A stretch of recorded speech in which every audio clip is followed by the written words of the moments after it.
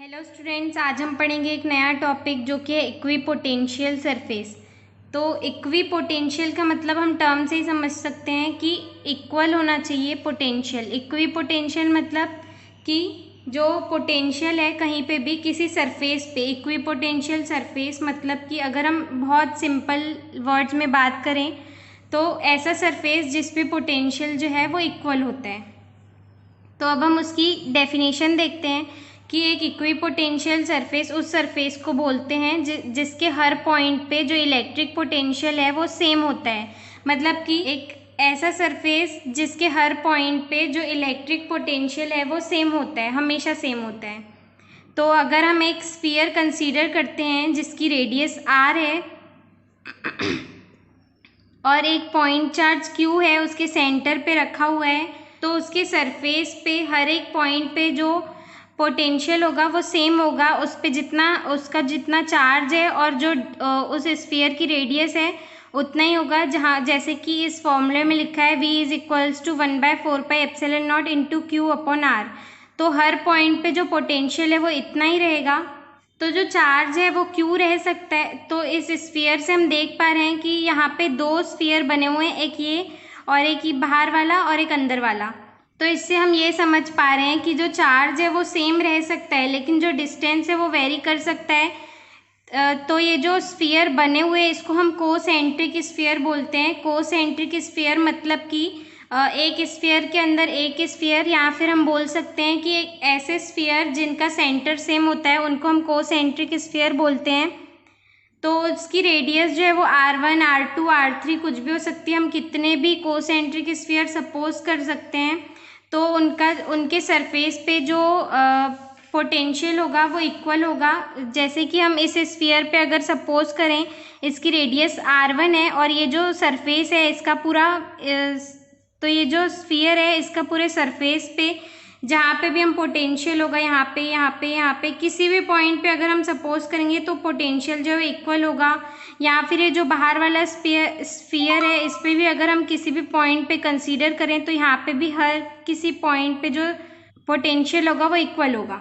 तो हम equipotential surface जो इस स्फीयर में है हम दो पॉइंट्स कंसीडर करते हैं, एक ए और एक बी। तो जो वर्क करेंगे हम इस नोट पॉइंट को समझते हैं कि अगर हम इस सरफेस पे स्फीयर के हम दो पॉइंट सपोज करते हैं, एक ए और एक बी, तो किसी यूनिट पॉजिटिव चार्ज को बी से ए पे ले जाने के लिए जो हमें वर्क करना पड़ेगा वो क्या हो जाएगा। सपोज करते हैं ये पॉइंट बी है और सपोज करते हैं ये पॉइंट ए है, तो हमें पॉइंट बी से पॉइंट ए पे किसी चार्ज को ले जाने के लिए जो वर्क करना पड़ रहा है वो हो जाएगा W is equals to V A minus V B. क्योंकि हम फाइनल माइनस इनिशियल करते हैं तो B से हमें A पे ले जाना है, तो A जो है वो फाइनल पोटेंशियल हो जाएगा और B जो है वो इनिशियल पोटेंशियल हो जाएगा। तो फाइनल में से इनिशियल को माइनस कर देंगे तो V A minus V B is equals to W हो जाएगा।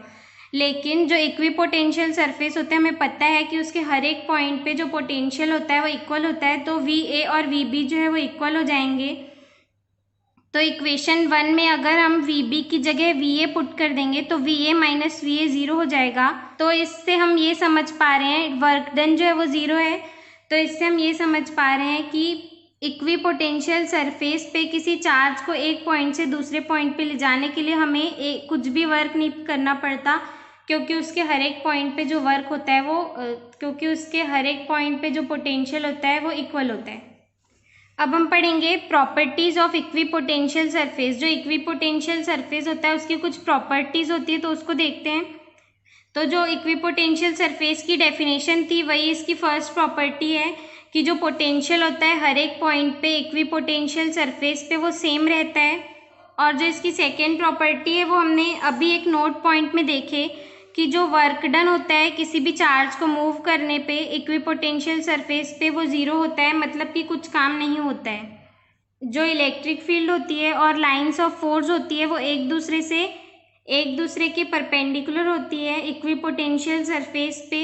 ये जस्ट एक कंडीशन है इक्विपोटेंशियल सरफेस के लिए कि जो इलेक्ट्रिक फील्ड होती है उसकी डायरेक्शन और लाइंस ऑफ फोर्स की डायरेक्शन हमेशा एक दूसरे से परपेंडिकुलर रहेगी, मतलब कि वो आपस में 90 डिग्री का एंगल बनाएंगे। तो इसकी फोर्थ प्रॉपर्टी है कि दो इक्विपोटेंशियल सरफेस जो होते हैं वो कभी भी एक दूसरे को इंटरसेक्ट नहीं करते हैं। और हमारी जो फिफ्थ एंड लास्ट प्रॉपर्टी है वो है जो कंडक्टर होता है, किसी भी कंडक्टर का जो सरफेस होता है वो हमेशा ही इक्विपोटेंशियल सरफेस होता है, मतलब कि उसके सरफेस पे जो पोटेंशियल होता है वो हमेशा ही इक्वल होता है। Thank you.